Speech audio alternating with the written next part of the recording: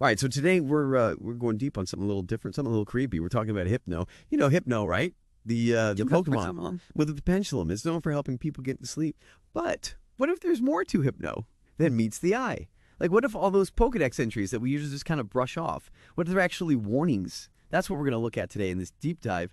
And the source material it's pretty unsettling. We're going to be looking at some darker Pokédex entries and some local Kanto legends. And let me tell you, things get weird. So one Pokédex entry just comes right out and says, there's once an incident in which it took away a child that hypnotized. Now, on some of that might just sound like another spooky Pokemon tale. But then you start digging into the history of missing children in the Kanto region, and a pattern starts to emerge.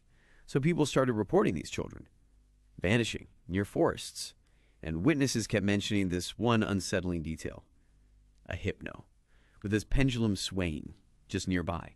Some people even claim to have seen Hypno, leading these children deeper into the woods. Like they were in trance. And this is where things get really interesting and honestly a bit disturbing. Some of these children eventually returned home, but according to reports, they were never the same. They had this vacant stare, couldn't remember where they'd been. And they had this constant unsettling smile on their faces, like a part of them was still lost in that hypnotic state. It really makes you think, like if these Pokédex entries and local legends are true, then what's the evolutionary advantage for Hypno in taking children? Why would it do that? What's the purpose? It's one thing to have hypnotic abilities for self-defense or for catching prey, but abducting children, that's a whole other level of strange. The source material also mentions that some children do come back, but they come back changed. Is there something Hypno is getting out of this interaction? Is it some kind of energy transfer? Or is there a darker purpose we haven't uncovered yet?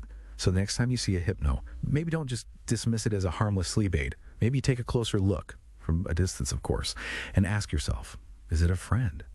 Or is there something far more sinister? Lurking beneath that placid expression